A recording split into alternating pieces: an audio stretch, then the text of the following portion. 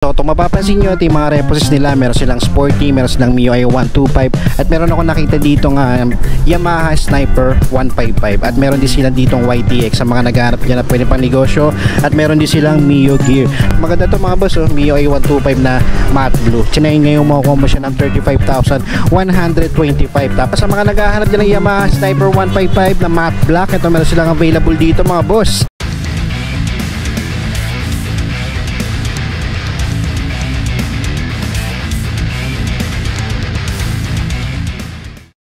What's up mga boss? Welcome kayo sa panibago kong repo update. Kung ikaw ay naghahanap ng segunda manang motorsiklo, ang channel na to ay para sa iyo. Kaya kung hindi ka pa nakasubscribe, i-click mo na yung subscribe button at notification bell, sa ganon ay ma-notify pa kita sa mga susunod ko pa ilalabas na repo update. Sa mga hindi pa nakakapanood ng last episode ko, ito yung thumbnail niya. Ilalagay ko na lang sa description yung link ng video para kung gusto nyo panoorin, i-click nyo na lang. At kung magustuhan nyo man tong video na to, pindutin nyo lang yung like and share button dyan sa baba ng video. At malayang malaya kayo mag-comment dyan sa comment section kung ano ba magiging opinion nyo sa mga motorsiklo na makikita nyo ngayon sa video ko. Alright mga boss, kung sakaling may magustuhan man kayo dito at gusto nyo mag-apply for installment, ilalagay ko na lang dyan sa screen yung requirements nila. Screenshot nyo na lang. At para naman sa mga magtatanong dyan ng location, ang address nila dito is 488 Mayon Street, Barangay Maharlika, Quezon City. Alright mga boss, so nandito ako sa may Yamaha Mayon sa Quezon City. So tingnan natin kung ano ba yung mga available at kung magkano ba yung mga reposes na meron sila dito ngayon. Tara mga boss, hindi ko na patatagalin to, mag-start na ako. So mag-start muna tayo dito mga boss sa mga naghahanap dyan ng Mio Sporty. Ito meron silang available dito. Ang kagandahan dito mga boss, 0 down payment siya, and then meron siyang rebate na 500 kapag updated kayo magbayad. At kagandahan pa na nakita ko dito, puro updated yung presyo niya mga boss, no? So bumaba yung presyo ng reposes nila dito. So check na lang natin, no? So dito mga boss, sa mga naghahanap dyan ng Mio Sporty na matte black, meron silang available dito. Ito, dati siyang 45,900. So ngayon makukuha mo na lang siya ng 41,500. Yan, as usual, 0 down payment siya mga boss. At napakagaan sa bulsa ng monthly nito mga boss, dahil sa 36 months nito 1,983 lang yung babayaran nyo. Alright, so napakagaan na yan mga boss. So check natin yung sa appearance nito. Okay, so dito muna tayo sa Odo. Sa Odo niya is nasa 19,000. Tapos sa appearance siya mga boss, pagdating sa fairings nito, okay pa naman yung fairings niya. Aftermarket lang yung cover na seats niya, pero okay na okay pa siya. Yan, headlight niya maganda pa. Pati dito maganda pa yung lens, no. Tapos dito napalitan lang yung front fender niya, pero okay naman siya mga boss. Buo naman. Sa gulong niya, aftermarket na siya pero makapal pa mga boss, no. Dito naman Mio Sporty uli, pero ang kulay niya is magenta.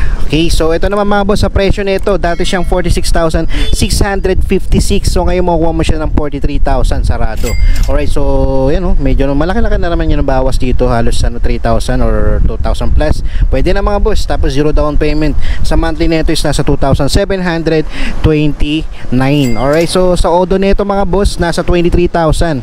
Yan, so tapos sa appearance siya, kung mapapansin nyo sa fairing siya mga boss, okay pa naman siya, no. Yan, wala pang basag, kompleto pa. Yan, dito lang sa mirror niya pamalit na, kung mapapansin nyo, pero madali lang yan. Sa seats niya, okay pa naman, wala pang butas, pero tingin ko aftermarket na siya, pero yan, okay pa naman mga boss.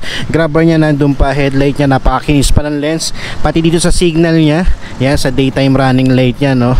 Alright, so dito naman sa front fender niya maganda pa. Sa telescopic suspension niya mga boss, na aftermarket na siya, pero yan, okay pa naman siya. Pati dito sa disc brake niya, no, malaki na yung size ng disc brake niya. Sa gulong niya makapal pa naman. Para naman sa mga naghahanap dyan ng Yamaha MIUI 125 na magenta, ito meron silang available dito, yung combination siya ng white. Yan, no. So yan, check natin yung presyo. Dati siyang 50,900, ngayon makukuha mo siya ng 48,408. Sa monthly nito for 36 months is 2,313. Sa Odo naman nito mga boss, nasa 79,000. Yan, medyo malayo na, pero magdidepende sa inyo mga boss. Kung sakaling magustuhan nyo, pwede naman mga boss, no. Sa appearance niya, napakaganda pa mga boss. Ang ganda pa ng fairings niya, seats niya stock pa mga boss, wala pang butas. Tapos meron na siyang grab bar doon na abang pang top box, no. Overall, para sa akin okay pa naman to. Dito lang sa main mirror, medyo na ano na siya, na bago na, no? Pero stock pa rin siya mga boss. Dito naman glossy black yung kulay niya mga boss, no? Alright, so ito naman dati siyang 75,900, so ngayon makukuha mo siya ng 71,810. Tapos sa monthly neto is nasa 3,432. So odo niya mga boss nasa 278 pa lang. So parang tinulak lang, halos sariwa pa siya mga boss, no? Okay, so wala siyang mirror. Ayan, all stock pa siya mga boss, bukod sa mirror lang, no? Kaya kung mapapansin nyo, okay na okay pa siya. Yan, mukhang sariwa pa siya, oh. Ito naman white color mga boss, glossy white, combination siya ng glossy cyan. Alright, so from 70,900 ngayon makukuha mo siya ng 67,915. Sa monthly naman niya for 36 months 3,245. Tapos sa odo nito mga boss nasa 12,000, no? Pagdating naman sa appearance nito, sa fairing siya mga boss, yan, may mga sticker lang pero wala siyang basag or wala siyang missing part, no? Ito sa seats niya, aftermarket na siya pero para sa akin pamalit na siya. Meron na siyang butas dun pero madali lang yan. Mirror din wala pero madali lang din. So sa headlight niya, signal niya, maganda pa yung condition. Dito lang sa may mugs niya napalitan na aftermarket na siya, no? Okay, sa gulong niya medyo makapal pa naman. Mio i125 na S. Ito meron silang available dito na matte blue. Ito, maganda yung kulay niya mga boss, oh. Ayan, makikita nyo sa video. Ito, sa presyo na ito mga boss, dati siyang 79,900. Ngayon makukuha mo siya ng 75,410. Okay, so sa odo na ito mga boss, ay, sa monthly pala na ito mga boss nasa 3,603. Tapos sa odo niya nasa 8,000, medyo sariwa pa siya mga boss. 8,000 pa lang yung tinatakbo niya. Tapos sa appearance siya, wala lang siyang emblem dito, no, na Mio. Okay, rest okay na okay pa. Signal headlight, yung lens maganda, front fender. Dito sa seats niya okay pa siya, no. Hindi ko alam kung stock to pero tingin ko stock siya.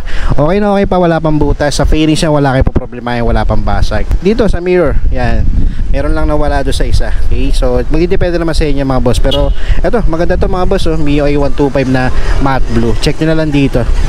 And last, the Mio i125 glossy white ulit na combination ng glossy cyan. Ito from 70,900. Ngayon makukuha mo siya ng 67,915. Tapos sa monthly nito for 36 months is 3,245.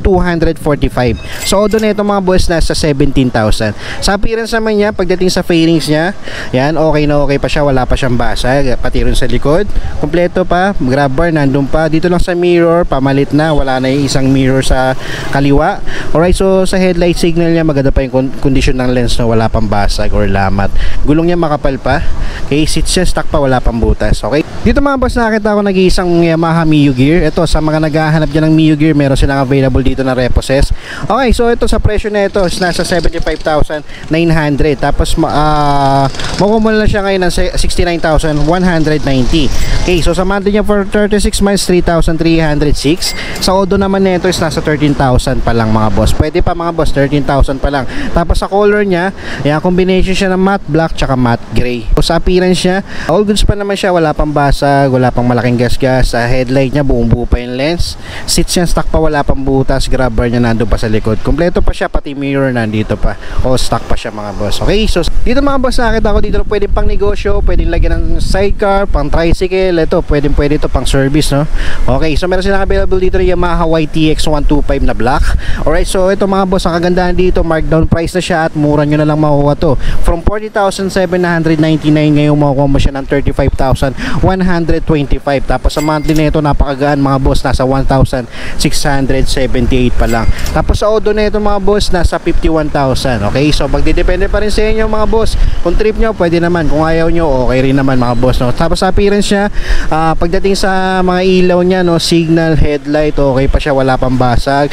Front fender dito sa harapan, okay pa naman, no? Sa gulong nga lang niya, medyo manipis na siya, pero pwede pa mga boss. Tapos sa seats niya, aftermarket na, pero para sa akin, pamalitan siya. Kung mapapansin nyo, yan, no, may scotch tape na siya. Madali lang naman niya mga boss, pagdating sa seats, no? Tapos yun, sa grabber niya sa likod, okay pa naman, no? So, wala siyang mirror. Tapos the rest, okay pa. Okay na okay pa siya mga boss, no? Okay, so sa mga naghahanap dyan, yan, YTX 125 na black, meron silang available dito. And last mga boss, ito sa mga naghahanap dyan ng Yamaha Sniper 155 na matte black, ito meron silang available dito mga boss. Ito dati song 85,900, ngayon makuha mo na siya ng 82,291. Tapos sa monthly nito for 36 months 3,932. Sa odo nga lang mga boss, pwede nyo i-check dito kasi hindi ko maipapakita sa inyo, naka digital panel to at hindi ako allowed para buksan to mga boss. Alright, so sa ngayon papakita ko lang sa inyo yung appearance niya tsaka yung presyo niya para magkaroon kayo ng idea kung saan naghahanap kayo nito. So sa appearance siya mga boss, pagdating sa fairings niya, yan, wala naman kayo po problema kasi wala pa naman siyang basag. Ang nakita ko lang problema dito, wala siyang grab bar sa likod, no? Sa seats niya mga boss, okay pa naman siya.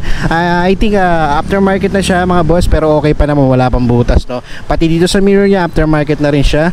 Tapos dito, meron lang siyang sticker sa may visor niya, no? Tapos pagdating sa shield niya, okay na okay pa naman. Pati dito sa may daytime running light niya, okay pa. Headlight niya, goods pa. Sa gulong nga lang niya, medyo manipis na mga boss. Okay. So yan, sa mga naghahanap dyan ng Yamaha Sniper 155 na matte black, ito, mas check nyo na lang dito. Alright mga boss, so that's it for today. Maraming salamat sa umabot sa punto na to.